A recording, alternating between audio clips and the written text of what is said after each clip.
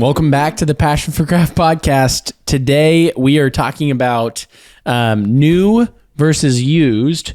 When is it better to use new things versus when is it better to use old things? I think a lot of this came about because... Is this a new versus used, or is this a would you rather have the new versus the old? Well, let me tell you why it came about, and then we can come up with that on the spot here together now, today. Great. When we were talking about using old tools, Steve had said, he just really likes the stories that are told behind some of these older things. And so I know I was sharing it, but like he was saying, he probably wouldn't restore an old handle like this because there's a story to be told in that handle. And you could wipe off all of the Japanning and get rid of it. Patina. Yes. Is there a difference?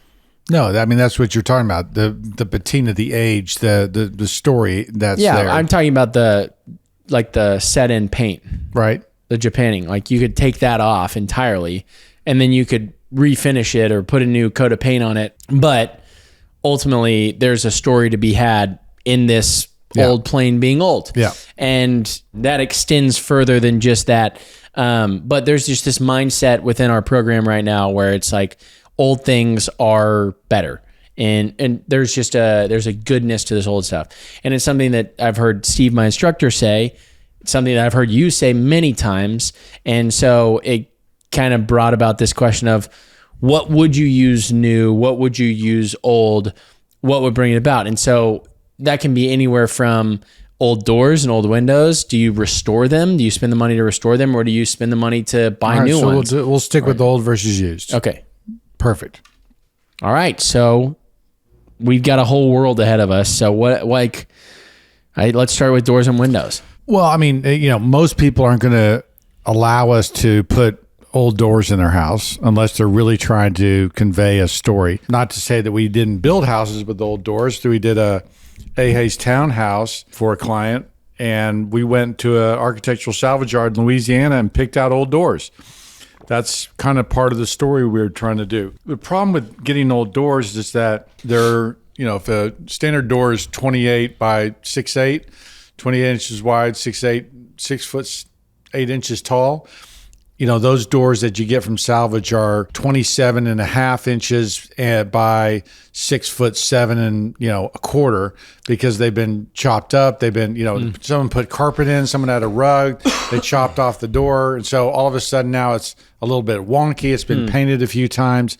So the amount of work that's going to go into getting that door looking brand new, you're even though you buy it for $500, $300, $200, you're putting another $1,500 into it. Now you got a really expensive door that you might as well have just built a new one. So that is a really long way of going around new versus old.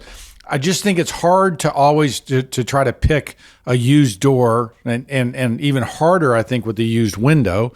Even harder with the used window. Even harder. So a lot of your jobs, I know, are courthouse jobs where you are making or restoring a lot of old windows on these historic courthouses. Is that incorrect? Am I inaccurate in saying that? Or are you making new windows to go in historic courthouses? We are restoring windows, okay? Mm-hmm. Typically, the way that happens is the frames stay in place. The frames stay, the jamb, okay, the frame, the window frame, sill and everything else stays in place, and the sash get taken back to our shop and restored. The difference is that if you have to take the frame out with the window, it starts, racking. It starts kind of falling apart, and so it isn't a really easy thing to pick up out of an old building, and pick up and put it into a new building. Yeah. The other thing is that different periods of windows come with different proportions. So an arts and crafts window would be a 3x5, whereas a Victorian window might be, 2x6. 2 inches wide, 6 feet tall. And so, a 2 light versus 6/1. And so they're very different personalities. And so being someone who's a big proponent for using used materials, doors are hard, windows are even harder. But things like brick, stone are easy. Flooring, like I want to use used wood flooring all the time because I think it adds character and depth to a project and things like that. And you feel like it is reusable. Absolutely. And I think old growth wood and things like that have a tighter grain, more character, better, longer lasting. And so what is it about that makes it more useful? I guess I would think, like, logically and intuitively, a flooring would be way harder to reuse than a door or window because you're walking over it. Yeah, you can take a beam and a 6x8 beam, and if it doesn't have too many mortise holes in that, you could cut that 6 times and make flooring that's 8 inches wide, 10, 12 feet long, and it has this incredible character and grain. You sand it down, and it looks awesome, right? It has depth and character and beauty, and so that's a used product that we take and use salvaged lumber all the time. We take salvaged lumber and build windows and doors with it. Yeah. Because older growth wood is so much better than new growth wood. And so mantles would be something that are very easy to use an old mantle versus a new one. And it doesn't take much work to adapt them to change sizes. Mantles are something that are, pretty standard. I mean, probably the most common architectural salvage item out there. Really? Oh, yeah. And when you say mantle, are you just talking about the top part of the fireplace? No, or I'm you talking about the whole surround. Yeah. Wow. Yeah, I mean, there's a company in Dallas called Patron. All they do is French and English and imported fireplace mantles. Not all they do, but that's it. 80% of their store their sale is salvaged fireplaces. Wow. The other thing is salvaged doors. And so, if we're going to just look at what the market will bear, then you look at those two things and go, yeah, those are pretty popular. Yeah. Wow, that is so interesting. So I guess there's a lot more that can be reused than what I thought. Yeah, the initial. Yeah, I mean, if you think the book Moving Rooms, it was a book written about the trade of English, French, and American interiors around the turn of the century, but it goes back hundreds of years. That the castles being torn down, they took the walls off the house and moved it to another house. And so the DuPont, winter tour, that is a home of salvaged rooms. Yeah. They took out rooms from houses that were being torn down. That's crazy. And put them in new houses. And so there's a lot of precedent for doing that. I would think that to patrons and to people listening, the opportunity is great. And look, we live in an era of ugly houses with no story, no narrative, no tradition, no heritage, poor craftsmanship. And when you can go buy a room that was, crafted by hand, built 300 years ago, immediately infused character and tradition into your home, it's kind of, why wouldn't I do that? There's something really fun that I was blown away about, and maybe I shouldn't have been, but it really shook me. There's these guys that take old homes and they actually put like an Excel sheet together of the man hours that were put into the old homes, and so you have like this measurable like work that was put into these old things. One, it'd be hilarious to compare today's versus then, but it would also be interesting to see, and I thought about this and nowhere to talk about it in class. I'm not gonna be like, did you ever think about, but I was thinking it would be really cool to see the man hours put in back then versus today and how long each of the things have lasted. I think that's, I would be fascinated, because if you're like, okay, it's standard for a guy to drill in drywall, putty drywall or whatever, let's say an hour for 7 square feet, whatever. You got a timing, and then you get, I don't know what they would have used for drywall back then. Well, you do the two. You think about Lydia, who is on our show, Drywall Shorty, and she does production houses up in Bozeman, Montana. I think so. They're doing about a house a week, tape, bed, and texture. Right? Someone else hangs the rock, and so if they're hanging the rock in a week, and she's tape bed, that's 2 weeks, and let's just say that's a 2,000 square foot house, or 3,000 square foot house. Let's say 3,000. Is that what it was? 3,000 square foot house, which is this kind of, a starter home is about 2,200. So maybe just over a starter home. Yeah. To plaster that home, to lathe it, plaster it, wait for it to dry, all that other stuff. Yep. I got to think that was 3 weeks to 4, almost similar twice. size crew. Yeah, I guess, the reason, I mean, you think about the steps. They had to nail the lath up. Yep. Okay. They have to. We don't see a lot of lath in Texas, right? No, there's a lot of lath. There's a lot. Oh, Yeah, okay. yeah, Wow. yeah. I thought we used like the chicken wire type of material a lot That's more. later. So okay. the houses before 1930, 1920, you have wood lath. Oh, interesting. Yeah. Okay, cool. And then wire lath is more common Later on. between 20 or nice houses in the 20s. Most houses in the 30s and 40s, and then drywall comes on. But so you're basically saying it's double the time.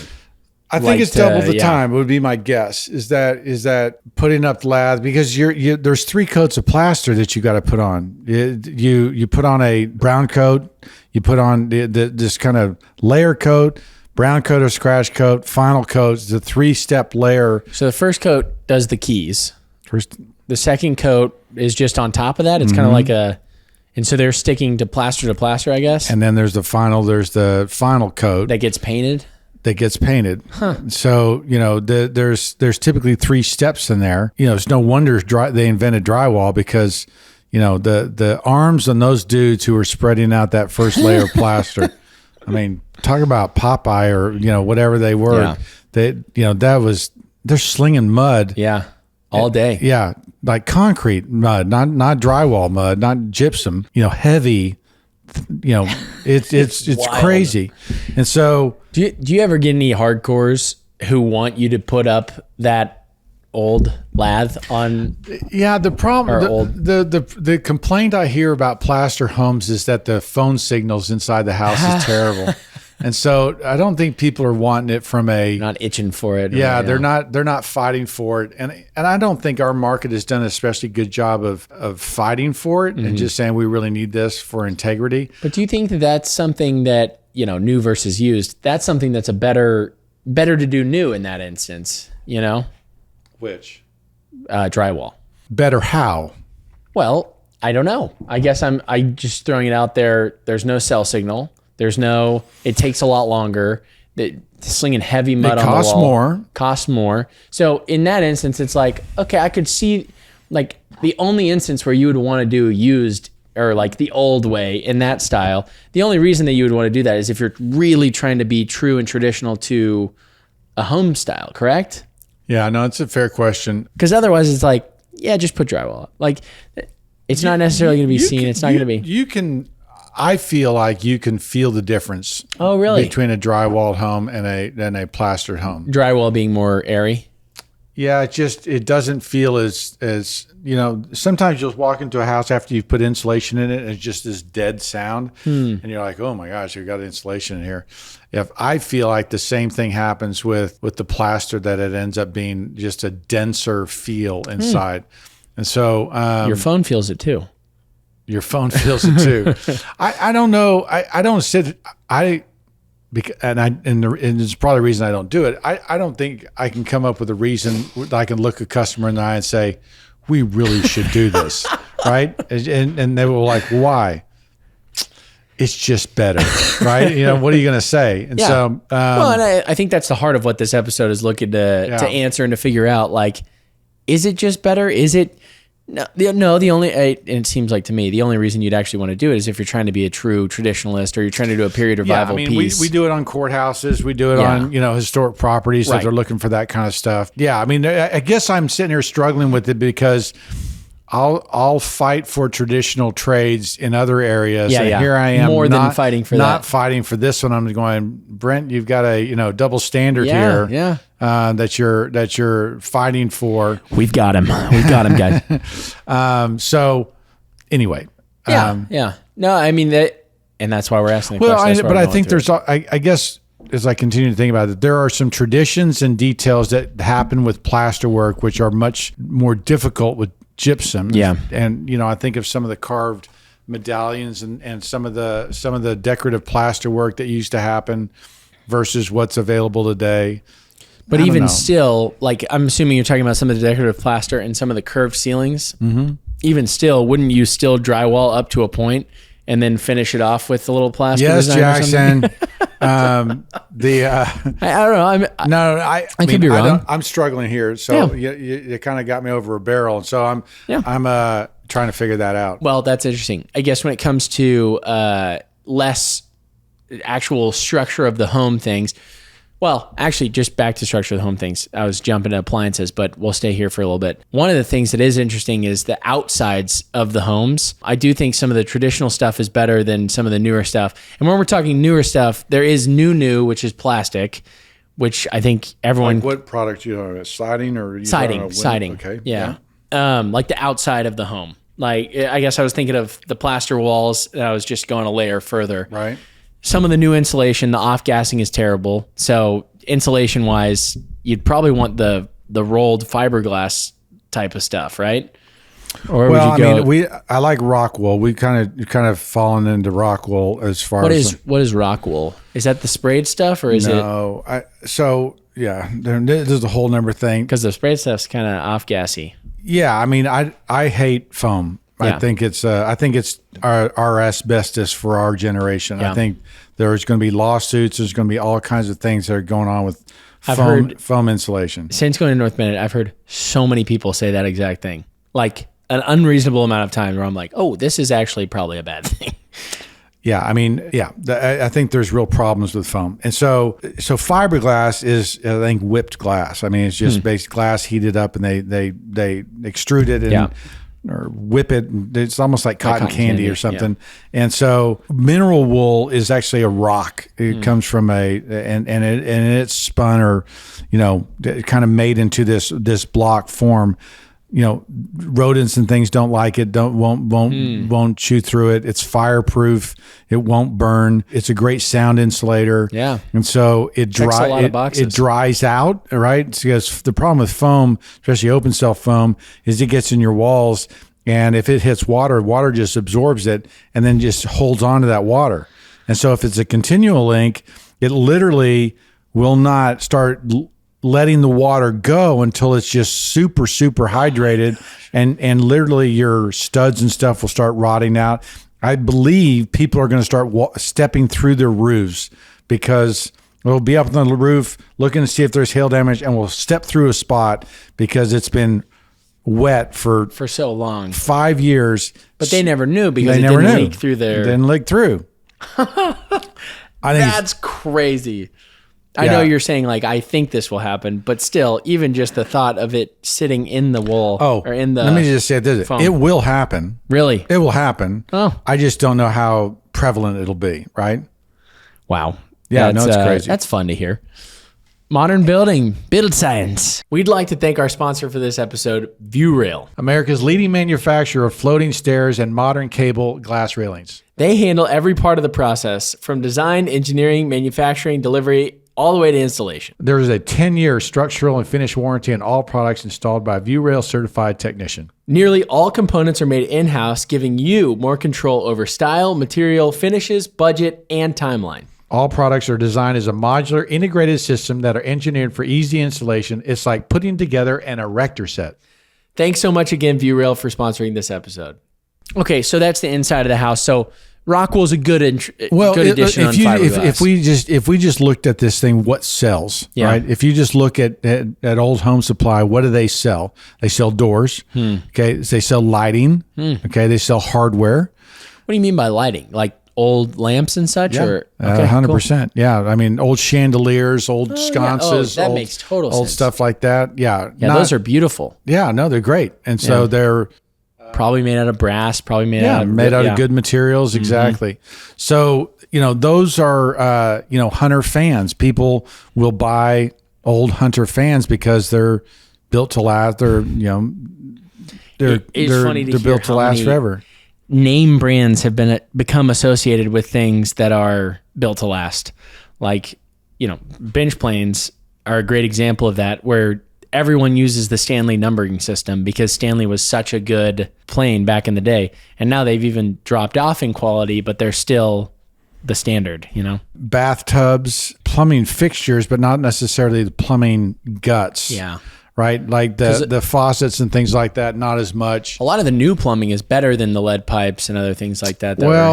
In a 1900s house, the supply lines for your water and the hot and cold water was galvanized pipe. Okay, it was rarely copper at that time. Galvanized pipe is rusts over time. At some point, a 3/4 inch line will be allowing about 1/4 of an inch of water through because it's just so full of gunk. If you've seen any old houses where they cut the pipes, you look at the inside of those things, it's a rust bucket. Yeah. Okay. Wow. And so that is like I wouldn't put a sink valve. I wouldn't put a shower valve. I wouldn't do any of that stuff in old plumbing. But the hardware itself, yes. The innards I would run from. Yes. Right. So the stuff in the wall, the galvanized pipe, I would not use. PEX and copper, I think, are better products. The design for cross handle things and things that went and is great. You don't find people using a lot of plumbing fixtures over and over again. Yeah. So. Yeah.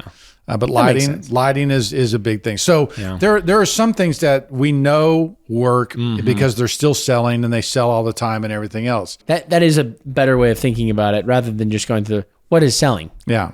Old roofs. What has value that people are saving it and selling it? Shingle tiles. Exactly. Tiles. So there's a roof slate and tile company that is their business is salvage roofs. Yeah. So they'll salvage slate. They'll salvage Ludovici roofs. Oh, yeah, Ludovici. Yeah, they'll salvage those things. What is Ludovici? I've heard the name a ton, but is it the tile or is it the? So it's a company. It's one of my favorite companies. They are a tile company. The reason they're a favorite, they make clay tile like we make millwork, right? It's so custom. It's handmade operations. Oh, awesome. It's great material. They've really got it down to a science. So anyway, they're a great company. But yeah, those are things that people are salvaging and reusing, right? A lot. But stone is another thing that they'll salvage. Brick is another thing that they'll salvage. What do you feel like salvage brick is like? Like we're obviously in Texas where there's a hub for brick. How do you feel like brick salvage plays into that? Like here. Like we have an abundance of it. Are people like, we got to get more brick? Or because we've got brick headquarters here, are people like, yeah, we're just going to buy new? Does that affect the SKU at all, being that we're a hub? I mean, for our clients and our jobs, we're recommending old brick on the right times. That Louisiana Hayes townhouse, we used all salvaged brick. And it was New Orleans, St. Louis, and Chicago. It wasn't Chicago, St. Louis, New Orleans, and somewhere else. Salvaged from buildings from those areas, so that determined the blend color that we were using. But we were using salvage bricks for their project because they wanted that old look. Is it because the look is more historic, or is it because the material was better that they went for the restored brick? Well, so if you look at old brick, typically bricks, historic bricks were solid, sometimes holes. called a paver, right? And so they cut the holes in it to make them more stable and to do things like that, to make it faster to kiln and things like that. So that was a production process that they began to do that people perceive that solid brick is better. Yeah, that's great. No, that was exactly what I asked. Yeah. Well, cool. So a lot of stuff on the actual house itself. Yeah, I mean, and then you go and say, I know people that are selling entire houses from Europe, right?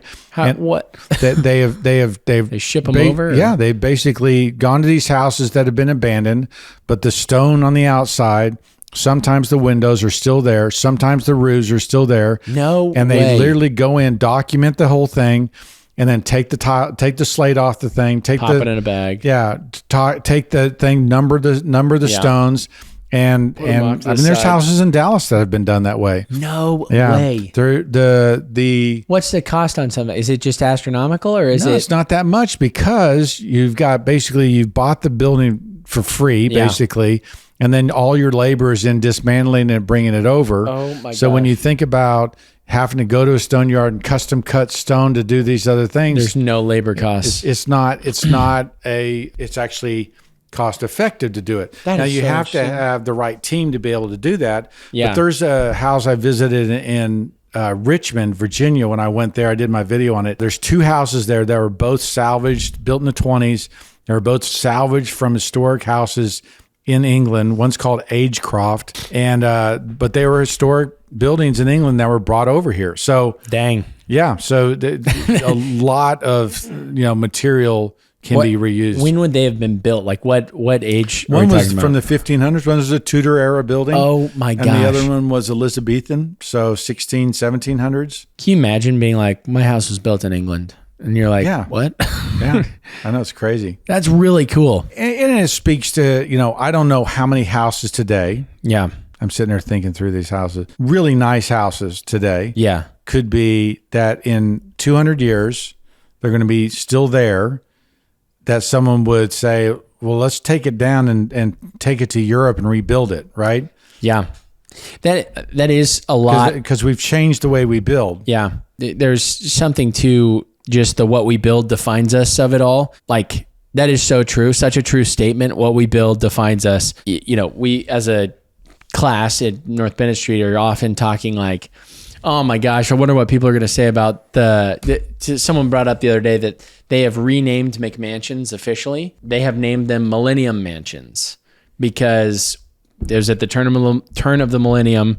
It's one of the characteristic buildings of our time period, the Millennium Mansion. Millennium Mansion. It's kind of hard to say. Millennium McMansion or Millennium Mansion? Instead of calling them McMansions, the McMansion is the Millennium Mansion. That's interesting. Which is such a sad commentary on where we're at. You know what I mean? Like, people are like, this time period defined by the McMansion, Yeah. So just to the point, like, they're saying, I wonder what everyone's going to say about our time period. I wonder. Well, so our houses, they're commodities, right? And the reason we're even having this conversation about, salvaging old parts is because the commoditization of doors, of windows, of brick, of trim, that's another thing that can be reused. Trim. Of those products has cheapened them so much. We're now looking at salvage products as being better. As being a better solution for a new house today because the new products on the market are so bad. Yeah.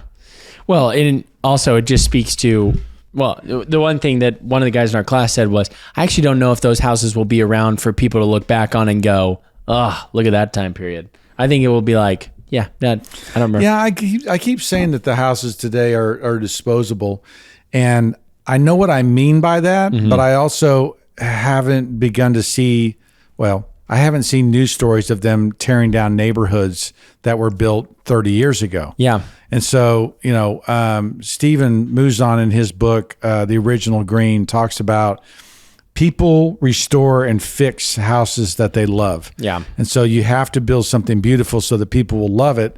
And the snout nose houses, the ones with the garage coming out the front and everything else, they're called snout nose houses. Looks like a pig's nose. He said his point is that they're so ugly, no one's going to want to fix it up. Right. And so at some point they just get pushed over, and so or fall down. So you're saying you haven't heard stories of people pushing them over yet because they're only 20 or 30 years old, and so they're right at that age where we may start seeing developments. Yeah, we may start seeing developments. I mean, what product there is worth saving? Mm-hmm. None. I mean, unless there's like a fine, maybe unless the brick, but that's the only long-lasting product on those houses, right? You know how some people take like salvaged, part, like there was a house we visited where it was like parts of a boat, like from France, and they took them off and they used them as like the what are they called? Joists. Mm-hmm. There's that, like maybe they've done some custom something or another that's like a talking piece of their house, but ultimately it's just like, what are you taking? What are you saving there? Maybe some mahogany walling or like that they put in the study or something, or. Yeah, I mean, I just don't know what's there. Yeah. That the land, I suspect it would be the reason why they tear it down. The land is worth something, but the house isn't. Right. And so they'll just bulldoze them all, start again, and then start again. Well, and there's the question of, a lot of those new developments are being built and not a lot of people are moving into them necessarily. So are there just empty houses? Like, have you seen China's empty house thing? Yeah. Just crazy. They've got like development upon development upon development of just empty houses that never will be filled by people. Yeah, their economy was propped up for a long time on kind of ghost developments Right. and people investing in future properties and Sounds similar. and real estate. Yeah, there's some. But anyway, it's a It's interesting. It's I don't know. fascinating. It's really interesting. Okay, the last facet of this, I think, comes down to appliances/tools, and then I think that wraps up the discussion on new versus old. So, Well, I mean, so we were talking about what new product would you want in your house, Yeah. right? And so, certainly the technology that's new today. I mean, there were no routers that you're going to be bringing forward, True. and no technology. microwaves. They were What's the law that the Murphy's law? Moore's law. Moore's law, which states that Every 2 years, technology will be 2 times better than it was a year before, and that's due to the size of transistors and how they progress downwards. But it's enabled our iPhones to get slimmer, and all that stuff. right. I mean, you look at And it tracks. Like they've shown the that whole development of it, and it meme tracks. where. From my generation, they Yeah. show a camera, a video recorder, a voice memo, a telephone, and all these devices. all these devices that are just right here, right? There's an Apple commercial where they took what are those machine presses? Oh yeah, And they pressed them all together to make the Apple. yeah. So technology-wise, I don't want a TV that's 4 years old, right? Right. And so I'm not using an old tube TV. I am. They're better for playing Melee on, so it's Great. 60 frames per Glad second to is know perfect. that. Yeah, CRT TVs. So it's just, technology wise, you're obviously getting all new stuff. Yeah, Windows, we're building Windows the way they used to be built, but we're not using salvage windows. We have used salvage steel windows. Now, steel windows are something that are easily transportable and can add a real character bump and we put those in new houses. Is it because they hold their shape better than? Yeah, and they don't get racked as much, Yeah. and you get a wood window racked and stuff like that. It just What do you never mean by racked?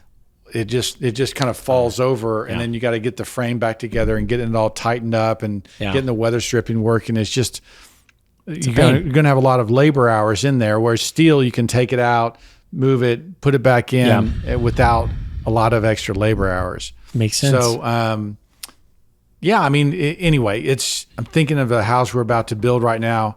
And if we're not using old stuff, we're using things that match old stuff, the way old stuff was built. Right. And so the windows are our 100-year window. The roof is Ludovici new roof. And so just you're not taking a lot of inspiration off of things that were built in the past 30 or 40 years. Correct. It's all before then. Yeah, I mean, If it is new, it's old new. there's a book you should probably get. It's called 20th Century Building Materials. Yeah. It's one I recommended that I put on the Patreon as a library drop a couple weeks ago. It goes through drywall. It goes through, tiles and glass block and a bunch of different things that there isn't really much inspirational products, in my opinion, before 1940. Yeah, I mean, that goes back to my standard rant about, the problem with building today, the lost art of building. We're no longer building the way we used to build, and to talk about materials, it kind of it's another way of highlighting the problem with building, right? You know what's so crazy? Like going to Boston is just different. A lot of people are asking like, well, what architectural styles are in like Texas? What architectural styles are in Colorado? I'm like ranch and then like colonial revival, but like ranch. Because it's a lot That's not exactly true. Yeah. So I mean, you've got some late Victorians, Yes. but Colorado and Texas both have late Victorians, and then a lot of arts and crafts and a lot of period revival stuff. But I mean, there's a lot of ranch. But I think what has happened is, I don't know. The way I always phrase it to people is like when I'm going to Boston, I'm looking around and I'm like, holy crap, everything is built so well. Even the crappy homes are built with a lot of like good things on them, quote unquote. Like, so we have these 2 houses that are next to us that are for sale. And so we're looking at these 2 houses and we're like, oh my gosh, they are really well made and are really well designed. And so they've got really pretty well done gabled in returns. They don't have pork chop ends. They don't, all these little things where I'm just like, this is great. They're getting these details right. And then I think I pointed them out to you, and you're like, yeah, the materials suck. And it was one of those things where it was like, oh my gosh, they do. Yeah, they're all made of plastic. They're all made of, I think one thing I left Boston feeling like was that there is a greater number of craftsmen there than there are in Texas. Yeah. And the quality of building is, I think, higher, and they do get traditional details done better. I think that's because they have so many good examples to look at. Yes. And I think even if they're subconsciously influenced by them, right, they're around it constantly. It's like, well, that's how you do it. See, it's right there. And right there is a good example. Whereas here, right, it's just like, well, I think everybody does it this way. Right. And it's all the pork chop ends and stuff. For whatever reason, a lot of people like that building tradition didn't necessarily, it's a copy of a copy of a copy of a copy. Well, and so the further we get away. I think I told this story. I was in Ireland playing golf and looking at architecture, and every house had a stone wall in front of it. And I was like, what is going on? That they would spend money on this stone wall. Who are they defending against? Well, these were low garden walls, right? Oh, interesting. And so it was just like a standard house. Maybe it was 1,500 square feet, wasn't very big, stone wall around the front of the house, like garden wall. And I was like, that had to be expensive. Why would they do that? And you look at the building tradition of the older houses, they all had stone walls in front of them. So it became this expectation, right? Even though it's expensive, well, that's how you do it. You don't do it any other way. And so I think things are built better in Europe because there's a standard there. It's just like, well, you never build it that way. Right. New guy comes into town in Ireland, puts together a house plan, and says, here, well, where's the stone wall? Right. What do you mean? Where's the stone wall? You don't need a stone wall. He's like, everybody everyone has one. Where's it going to go? I don't know. Why do you need one? Yeah. Yeah. That's really interesting. I think it really is a product of your environment. And as poor building, because the worse something's built, the faster it can be made. And so the more of them are out there. And so you just get more and more bad builds. And over time you lose the, whatever it may be, whatever those cool details are. Well, it's just, I think people think I'm exaggerating when I say that most houses are ugly today. It's not me trying to be ugly. It's not me trying to be, so mean, rude. It's just a fact. I mean, just do the math. Yeah. Look how many houses D.R. Horton built, built almost 100,000 houses. And so it's just like, there's 50 of those guys. There's a million. And the homes that they're building are not a varied selection of homes. You've got home A through F, Yeah. And so just printed a billion times. So if A through F are not even close to good, you're going to have a bunch of not even close to good. And then what happens, the trickle down, the domino effect is that the high-end builder looks at that and he goes, well, I can build that with a couple thousand more square feet. And I can sell that for 800,000. Right. And it was built for 300,000, right? And he makes this huge profit, but it's junk. It's junk. Yeah. And because there's a precedent, the homeowner Victims. doesn't know to ask better, and the homeowner is one that has to, or else it all falls apart. Right. Well, and that's where I think that this podcast is so beneficial for homeowners more than anyone else. Like, I think we talk to builders most of the time, but I think if homeowners knew a lot of these, doctors hate him. They knew this one simple trick, that if only that was the case, then people would be a lot more willing to push back, because you talk about that a lot. Like, it's a fight, it's a battle, it's a fight. And I've never heard it echoed more than even at school, where people are like, you got to have these conversations with the builders. You got to fight for this. You got to, push this in. I'm like, he did go to this school, but it's a very interesting what is going to persist, what is not going to persist, and new versus used.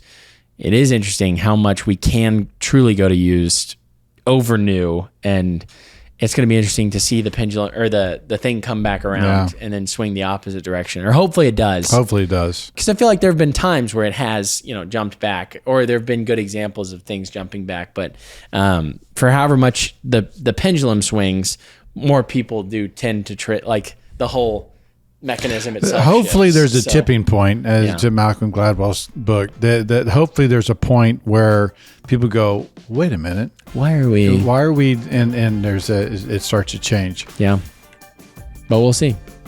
All right, That's awesome about stuff. it. Yeah.